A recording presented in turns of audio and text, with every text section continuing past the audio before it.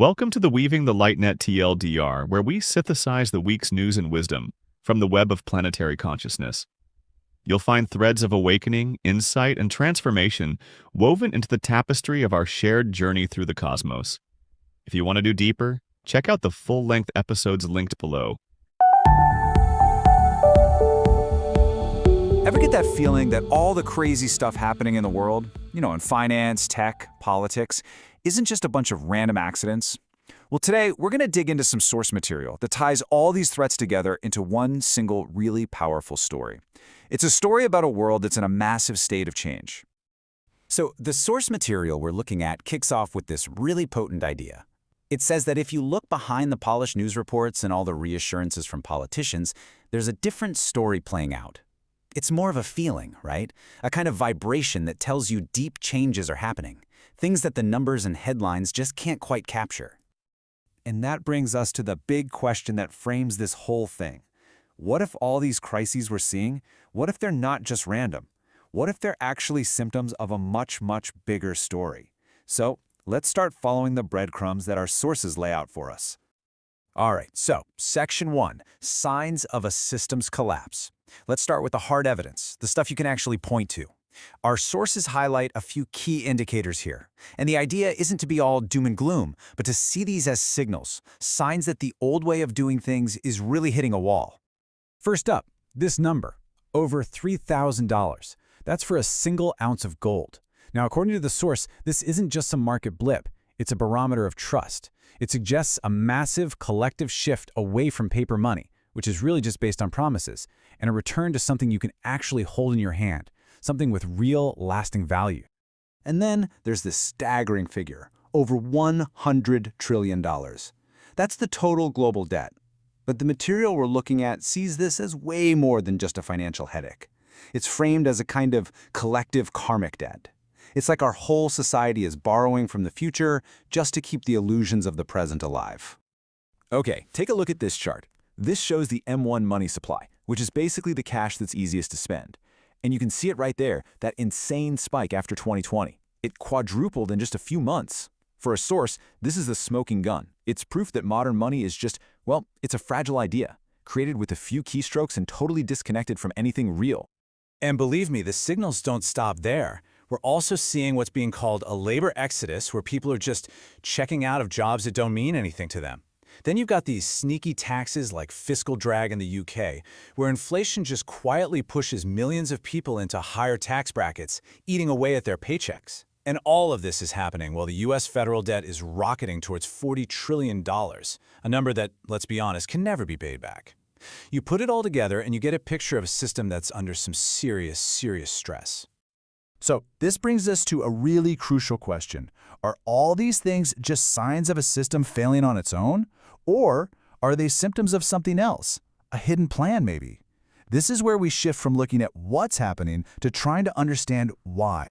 And that leads us right into Section 2, the architecture of control. The idea our sources propose here is that as the old system shows these signs of collapse, something new is being built right alongside it. A highly centralized, global system, basically an architecture of control. Now, to really get this concept, the source material brings up this ancient archetype called Ahriman. Now, don't think of this as evil in the classic sense, like chaos and destruction. No, it's something different. Ahriman represents a cold, sterile, mechanical order. It's the impulse to build systems that are so perfectly efficient that they squeeze out the human soul. There's just no room left for spirit or intuition or real freedom. So how is this Ahrimanic grid, as they call it, actually being built?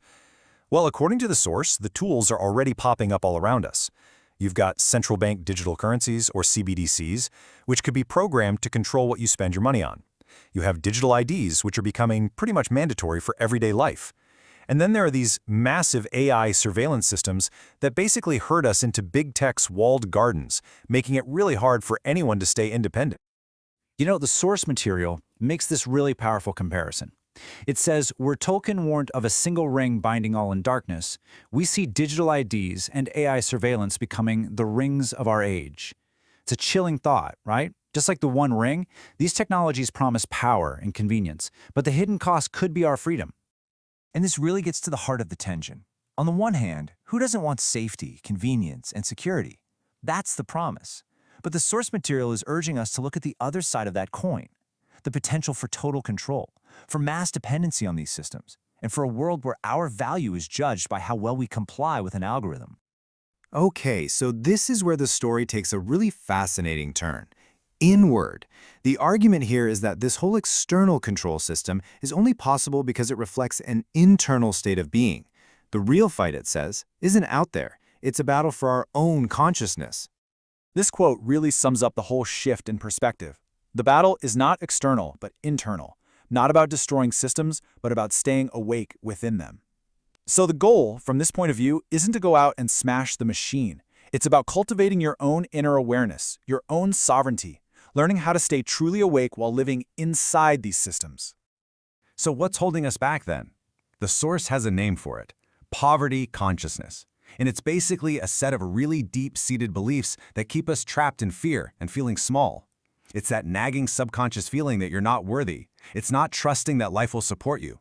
It's that belief that you have to have all the resources lined up before you can even start to create something. And it's that crippling fear that if you fail, it means you're just not good enough.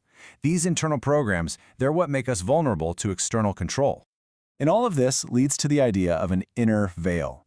The source describes this as a kind of energetic filter inside us, one that's made up of our own fears and limiting beliefs.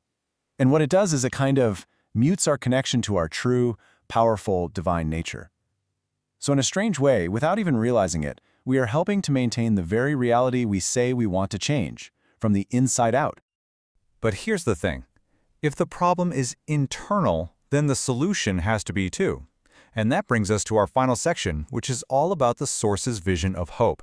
It's a story of a global, collective awakening that it claims is already happening. And the core idea is simple, but it's incredibly profound. The veil is thinning. That energetic separation, that feeling of being cut off that has defined our world, it's dissolving. And this isn't just a pretty metaphor. The source sees this as a real, tangible shift in energy, one that's making it easier for all of us to see through the old illusions and connect with a much deeper truth. And if you want a real-world example of what this awakening looks like in action, the source points us to the Gen Z revolution in Nepal. So check this out. On September 4th, 2025, the government bans major social media platforms. 4 days later, tens of thousands of young people are in the streets protesting. It gets tragic. Over 70 lives are lost. But the very next day, the prime minister resigns and the government completely collapses. Just like that, a new chapter begins. But what happened next is the really mind-blowing part. After the revolt, these young people didn't just celebrate. They came back to the streets with brooms instead of banners, and they literally started cleaning up their cities, taking responsibility for their nation. And from there, they began to completely reimagine how to govern themselves, using open online forums and local groups. It was this incredible fusion of freedom with a deep sense of responsibility. And the source argues that this is a template for the future. And this all builds to a powerful reframing of a very old spiritual idea. The second coming, in this worldview, isn't about waiting for some single savior to come down from the sky. It's the collective awakening of that divine spark that's already inside every single one of us. We are, essentially, the ones we've been waiting for. And so, this is where we'll leave it. According to the worldview we've explored today, the collapse of the old system isn't really the main event. The real story, and the real question for all of us, is what we choose to create in its place. Not by accident, but consciously. Something to think about. Thanks for joining me. You've been listening to the Weaving the Lightnet TLDR. To explore more about any of these topics, visit lightnet.co.uk or listen to the full deep dive podcast episode linked below. Give the video a like, share this episode with others who would appreciate it, and subscribe to join us next week as we continue weaving the web of planetary consciousness together. Stay sovereign.